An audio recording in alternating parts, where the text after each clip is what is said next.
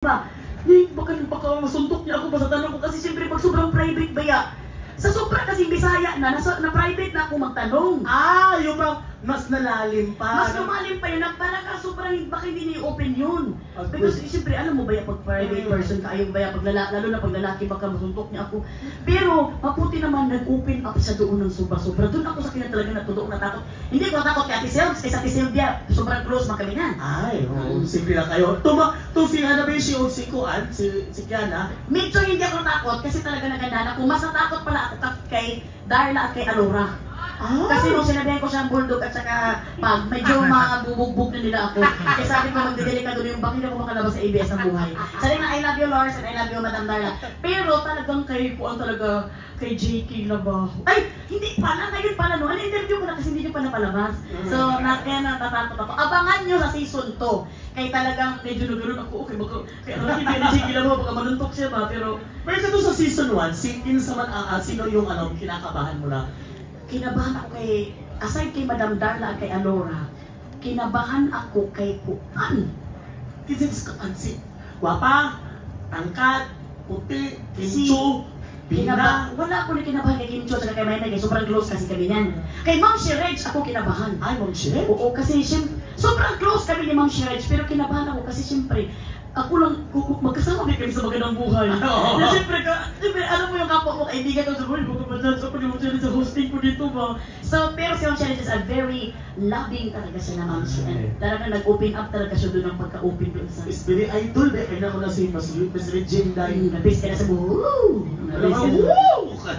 Okay, so eto na po, mga kaibigan, next natin is from Ace Perez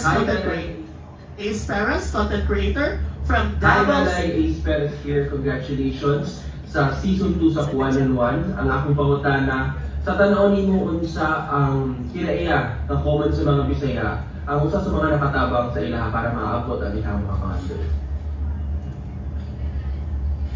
So, sa mga friends natin na Tagalog po, ito po, i-translate ko po. Sana po, sir, sa ating production po at sa maging translator po ako ngayon at ma-invite po ako sa season 2.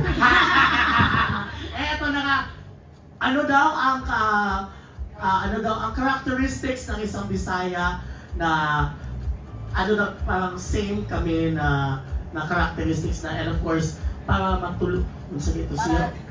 para lumaban sa buhay at para maging isang perfect at go. Naintindihan na nila. Okay, go. Sir Ace, salamat sa tanong mo, Sir Ace. Ang characteristic talaga ng Bisaya na which is meron tayong dalawa ba yan na sino yung mga Bisaya dito is yung kaisog sa Bisaya pakaisog or sa Tagalog katapangan. Kasi siyempre kung sa totoong real talk lang tayo, ang Luzon is central talaga to ng Pilipinas. Ang nasa Luzon talaga, kung galing ka ibang bansa, bababa ka muna ng Luzon bago ka pumunta sa mga provincial, di ba? Pero ang mga Bisaya, ang layo namin sa sentral. Andun kami sa Puwetan, kung di man sa Puwetan, sa Paahan. Pero lumalaban pa rin kami kahit naka-feeling ba namin na ma-OP ba kami, mahiya ba kami.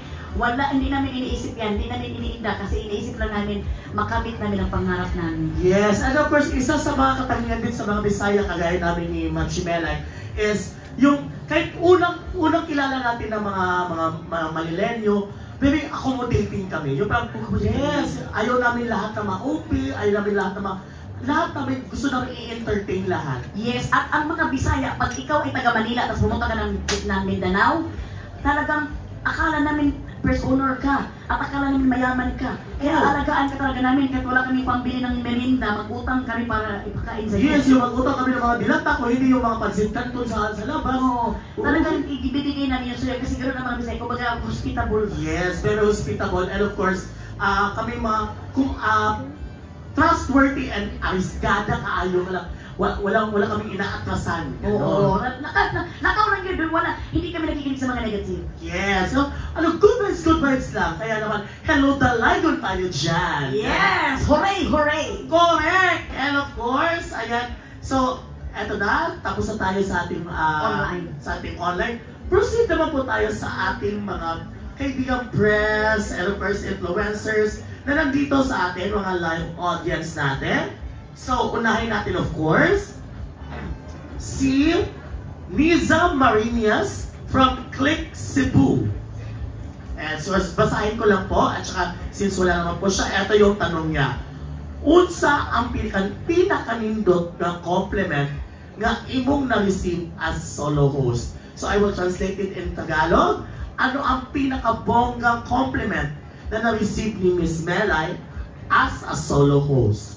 Alam mo, sa totoo talaga, weakness ko talaga yung compliment. Sobrang weakness ko talaga ang makompliment kasi mahiya talaga ako kasi mahiya talaga ako dahil feeling ko hindi ko deserve na i-compliment. Sobrang saya talaga ako na pag nag-smile na kayo, sobrang, ang pinaka-compliment is yung sabi nila na kuan ko daw, na kaya ko daw mag-isa. So yun ang parang sa akin, parang sa feeling ko, salamat naman Lord. Uy nga, una di ba nung nag-open ako sa inyo, nasabi ko kinabahan ako dito, baka hindi ko ito makaya itong solo na kwanto. Pero sobrang happy ko din, Bisaya, na pagtagumpayan ko. Pero yung sinabi nila, parang nagbigay sa akin ng courage ba na, ay salamat Lord, kaya ko pala. Pero sa totoo lang, weakness ko talagang ma-compliment. Kaya ang gumagaling yung mukha ko, kasi parang ayaw ko makanaman yung, baka na yan, parang Bisaya, parang yung... Yes, ayaw mo mahadlok ka na maulawan. Hindi naman sa matakot akong mahiya, pero yung mahiya ako ba kung deserve ko ba yung sinasabi nyo? Char-char lang, mahiya talaga ako. Pwede ba umalis lang ako ngayon? Basta yung compliment talaga, mahiya talaga ako dyan.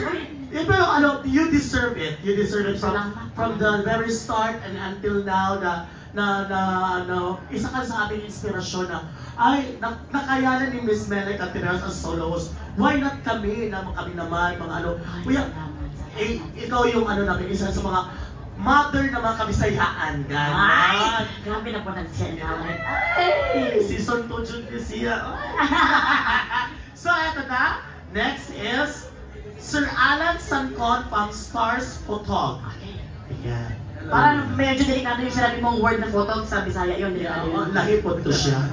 So congratulations Melay, dito sa season 2. Nandito rin kami nung season 1, no? Kaya nga sir, salamat Sir Alan sa inyo. Uy, lagi kayong nandyan pa.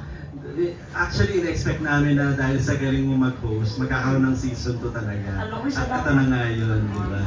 So, yung tanong ko Melay, sa dinami-dami ng mga celebrity na guest mo kanina, ay nung season 1, parang sino ka yung parang memorable na in-interview mo? Sabi kanina yung medyo kinabahan ka, di ba? Pero ngayon ano yung memorable dun sa mga in-interview mo at sino yun? Bakit? Ako talaga, sinasabi ko talaga nung kay Tamar na, yung pinaka-memorable talaga sa akin na na-interview ko, si Kim Chu talaga. Siya ang first interviewer at siya ang reason kung bakit talaga din ito umabot ng season 2 dahil din sa mga guest ko, hindi ako to kundi sa mga guest ko.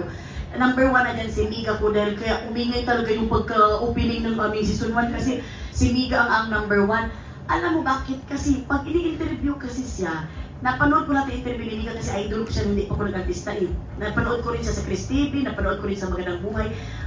Iba yung sagot niya sa Tagalog eh. Nung nag-Tagalog siya nasagot, parang yung sagot niya parang tinatranslate pa sa utak niya yung gusto niya isagot. Pero nung nag-Bisaya siya, panoorin niyo yung Bisaya niya na sagot, wala, kanang no holds bar. Oo, parang... Kasabot ka sa gingon, naintindihan mo yun? The holds bar is the barrel holds. Wala siyang parang tinatago. Isang tanong, mabilis agad yung pagkasagot, hindi na niya pinag-isipan. And kung papapanood yung season na yun, yung interview ko kay Kim Cho, kay Miga, talagang galing sa kaibuturan ng kanyang puso, na marami talagang na-amaze din doon sa kanyang wisdom na sinare na doon sa kuan-unuan. Please, replay. Replay para sa usan. Thank you, Melay. Yung second question ko sa'yo, dahil season 2 na ngayon, at sabi mo nga, maraming expect pa ng mga guests, di ba? Ikaw kung may choice ka, not just celebrity, even siguro kung ano man yan, politika man yan, or kung Hollywood man yan, di ba? Sino yung gusto mong i-guest sa one-on-one mo? Season 2 or season 3 or kung susunod ng mga season? Ako'y salamat. Ako, sir, salamat talaga Sir Alan. First of all, thank you so much Sir Alan. Over-supportive talaga si Sir Alan lagi. Actually, kulang na lang magkagusto ko dito kay Sir Alan eh. Kasi talaga yung paglabas ko ng PBB, talaga lagi niya akong sinusundan. Kaya nga nung nilalakad ako sa kanto, parang si Sir Alan to. Parang pakilor na pala. No? Sir Alan, thank you so much talaga. Lagi talaga itong supportive sila. Uy, ako, sino yung tanong sa akin? Yung sino yung guest ko na talaga. Kung may choice ka, Ay, ako ang gusto ko talaga sa politika. Siyempre, ang very own namin